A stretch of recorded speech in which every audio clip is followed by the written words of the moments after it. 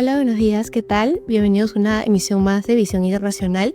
Mi nombre es Olenka Stigler, actual estudiante de Relaciones Internacionales, y el día de hoy nos encontramos con el ex ministro Alejandro Riveros, exfuncionario del Servicio Diplomático y actual docente de nuestra universidad. Buenos días, profesor.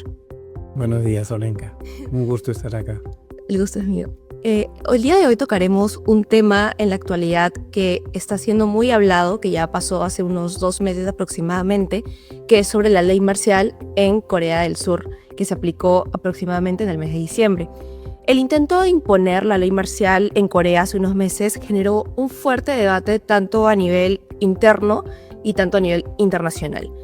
Quería saber, profesor, ¿cuáles fueron los factores públicos y sociales que llevaron al gobierno a considerar esta medida y por qué fracasó su implementación? Gracias por la pregunta. En realidad el tema va mucho más allá de una simple actuación de una persona, en este caso el presidente Yoon Suk-yeol, sino habría que inscribirlo en la manera como funciona Corea en su conjunto. En este momento todavía Corea tiene un sistema presidencialista muy fuerte. Y eso es algo que se viene debatiendo hace ya muchos años para tratar de limitar de alguna manera el poder que tiene el presidente. A diferencia de otros países en que el poder está balanceado entre el legislativo y el ejecutivo, en Corea todavía persiste una fuerte preponderancia del régimen presidencialista. Concretamente, el 3 de diciembre el presidente, todavía presidente, porque no ha sido destituido formalmente, decidió instaurar la ley marcial. La ley marcial, como la mayoría de países, se instaura solamente en casos extremos, es decir, en casos de una guerra externa o en casos de una conmoción interna como una guerra civil. Situaciones que en realidad todavía no se dieron en Corea y no creo que se den todavía por ahora, a menos que haya una agresión de Corea del Norte, pero ese no es el caso. Entonces, la instauración de esa ley marcial causó pues gran conmoción, como dijiste, en Corea del Sur. Y sobre todo porque los coreanos a lo largo de la historia siempre han demostrado tener una preponderancia, una inclinación hacia la democracia. O sea, no permitir que una sola persona pueda concentrar el poder. Y la pregunta es, ¿por qué lo hizo? Entonces, ustedes saben que el presidente Yoon fue elegido en el 2022 con un escaso margen de votos respecto al segundo oponente. Entonces nunca tuvo la popularidad máxima que muchos presidentes quisieran. Y luego, 2 años después, cuando se eligió la nueva Asamblea Nacional, el partido suyo no tuvo la mayoría, sino el partido de oposición, el Partido Democrático. Entonces para el presidente Yoon le era difícil gobernar teniendo una oposición fuerte en la Asamblea Legislativa. En muchos casos, muchas de sus iniciativas fueron bloqueadas. Muchos de sus funcionarios fueron destituidos por la Asamblea Nacional. Entonces, él se sentía un poco como que incapaz de hacer lo que él pretendía hacer. Se sentía limitado por la Asamblea Nacional. Y luego, además de eso, aparecieron acusaciones contra su esposa, que tenía un rol público y aparecía que le habían dado una cartera famosa que valía mucho y era como pago por un trabajo, una especie de soborno. Entonces eso indignó más a la opinión pública. Entonces tenía mucho de la opinión pública en contra de cómo se desarrollaba en el gobierno, la oposición que era muy fuerte. Y regresando de la reunión de APEC, ustedes recuerdan que él estuvo acá en Lima, y siguiendo el consejo de algunos íntimos de su gobierno, y parece que ya lo tenía pensado, decidió instalar la ley marcial, que generó, por supuesto, condena de todos los coreanos en general y de mucha gente en el exterior. Claro. Justo con respecto a esto, la imposición de la ley marcial, suele justificarse como un mecanismo para garantizar el orden en lo que son los momentos de crisis, como usted mismo lo indicó. Sin embargo, en este caso, la medida fue ampliamente cuestionada por la ley, por los medios internacionales, incluso la comunidad coreana. ¿Podría interpretarse este intento como un instrumento de control político más que como una necesidad real de estabilidad nacional? Sí, yo creo que sí, absolutamente. Porque él adujo para justificar la instauración de la ley marcial que había fuerzas contra el Estado y que había movimientos a favor de Corea del Norte. Y en realidad yo no creo que nadie en Corea del Sur va a apoyar a Corea del Norte. Son sistemas irreconciliables. Y no había ninguna amenaza. O sea, era una creación de enemigos poco visibles, que nadie creía que existían. En realidad tenía que justificar de alguna manera la imposición de la ley marcial creando estos enemigos no visibles, no existentes. Pero lo que él quería es, como ya había caído en cuanto a la simpatía, la aprobación popular y en muchas encuestas que se hicieron en esos meses, se veía que su popularidad había caído muchísimo. No a los niveles que vemos en otros países, pero había caído muchísimo.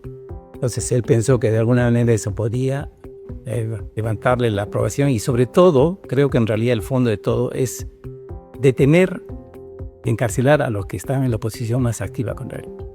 O sea, nuevamente el poder presidencial muy fuerte que era capaz de tratar de imponer su visión de las cosas.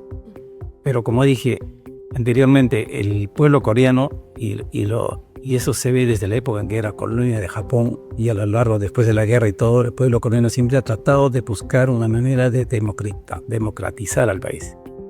Entonces, para ellos, el que un presidente pretenda hacer esto como ejercerse como una suerte de dictador era insoportable, insostenible. Entonces, de ahí el rechazo ha sido masivo. Por supuesto. Y esto a nivel internacional, este intento fallido despertó preocupaciones sobre el estado de la democracia, como justo lo que usted habla, el estado de la democracia en Corea y el respeto de los derechos fundamentales, etc. Quería saber cómo ha afectado este episodio al país, en la comunidad internacional y sus relaciones con los principales aliados. Claro, el primer problema que yo veo es la imagen de Corea del Sur. Que normalmente casi todos pensamos ya en Corea del Sur como una democracia estable, una democracia formal que ya ha superado todos los problemas que tuvo en el pasado, ¿no? Desde el tiene la segunda de la guerra de Corea y los dictadores que tuvo anteriormente. Y todos más o menos veían que no solamente es una economía muy avanzada, como lo es, pero sino también una democracia muy establecida. Pero esto ha dejado de ver que todavía no es así. Se falta un poco más para que realmente sea una democracia de nivel más avanzado. Y eso, desafortunadamente, tiene una influencia en cómo se desarrolla su relación con Corea del Norte, que siempre son muy frágiles, porque hay muchos problemas siempre en la frontera por diversas razones. Y luego no sabemos exactamente cuál va a ser la situación en su relación con Estados Unidos, teniendo en cuenta que Donald Trump puede tomar cualquier PPMI. Difícil a veces saber qué exactamente lo que quiere. Luego, su relación con China también, que es muy peculiar porque es un gran socio comercial, pero a la vez China tiene una buena relación con Corea del Norte. Y luego con Japón también es una situación peculiar porque sabemos que 100% las relaciones no son de las mejores porque todavía hay el rezago de la historia, ¿no? Entonces, todo eso se supone que lentamente se iba a superar y se debe superar, pero este episodio el presidente Yoon un poco que entorpeció toda esa dinámica que estaba destinada a mejorar la relación con sus países, sobre todo con estos países más importantes. En el caso nuestro, digamos en el caso de Perú, la relación no sigue económicamente bien y armoniosamente bien, pues en fin, nosotros lo vemos como un problema interno que los únicos que van a resolverlo son ellos mismos. Y por supuesto yo creo que se va a resolver de manera normal, pacífica y volver a todo lo demás, pero una cosa es distinta dentro de la península, ¿no? Que en el caso de Perú no los afecta mayormente. Uh-huh. Y por último, quería saber, más allá de las consecuencias diplomáticas que repercutan, este episodio también evidenció tensiones dentro de las estructuras del poder en Corea. ¿Qué impacto ha tenido la percepción ciudadana sobre el gobierno y en la confianza de las instituciones? Ya, ha tenido impacto porque, como sabemos, al fin de la guerra de Coreas, quien asumió la presidencia, Syngman Rhee, se convirtió en un dictador. Dentro de la corrupción, la reconstrucción del país y todo, logró que Corea logre superar de alguna manera, poco a poco, los efectos de la guerra devastadora. Ok. Él se mantuvo como una suerte de dictador muy fuerte y Estados Unidos, que estaba siempre apoyando a Corea del Sur, no decidió interferir mucho y dejar que ellos empecé a tratar de desarrollarse. Pero finalmente en esos tiempos le dieron un golpe de Estado en el año 61, después de que había estado como 18 años en el poder. Y subió otro personaje también, el presidente Park Chung-hee, que también era una suerte de dictador nuevamente. Entonces, y luego cuando él cayó, lo asesinaron, subió Chun Do-hwan, que era otro militar, también dictador. Hasta el año 87, cuando ya empezó realmente una democracia con elección de presidentes. Pero en todo ese periodo y desde entonces, los ciudadanos coreanos siempre han demandado y siempre han querido que sea un presidente legítimamente elegido por voto popular y que sea una democracia que funcione. El problema es que muchas de las constituciones que se dieron en Corea no siempre atendían a todas las demandas que tenía la gente y lo que han hecho y hasta ahora es que la constitución permite que el poder presidencial sea muy grande y eso es lo que ellos quieren que termine. Entonces, esto ha sido un recordatorio que todavía hay personas que todavía tienen esas tendencias autoritarias, dictatoriales que quieren seguir gobernando y concentrar en ellos solos todo el poder. Entonces yo creo que esto puede ser un punto de inflexión en que con nuevas elecciones, porque probablemente el Tribunal Constitucional de Corea le va a dar la razón a la Asamblea Nacional y finalmente van a destituir al presidente Yoon y probablemente termine en la cárcel o no sabemos qué sentencia le pueden dar. Porque inclusive la Constitución coreana establece que la rebelión con el Estado puede ser condenada con pena de muerte, que no creo que se dé, pero representa prisión como la anterior presidenta Park, que la destituyeron por corrupción y está sirviendo prisión en este momento. Entonces, lo que yo creo que todos quieren ahora es que se revise la Constitución, o sea, una nueva Constitución que establezca de manera mejor las bases para un sistema democrático mucho más sólido, más estable y evite esta situación. Muchas gracias, profesor, por su presencia el día de hoy, por responder nuestras preguntas. Fui Alenka Stigler y nos veremos en otra emisión de su programa Visión Internacional.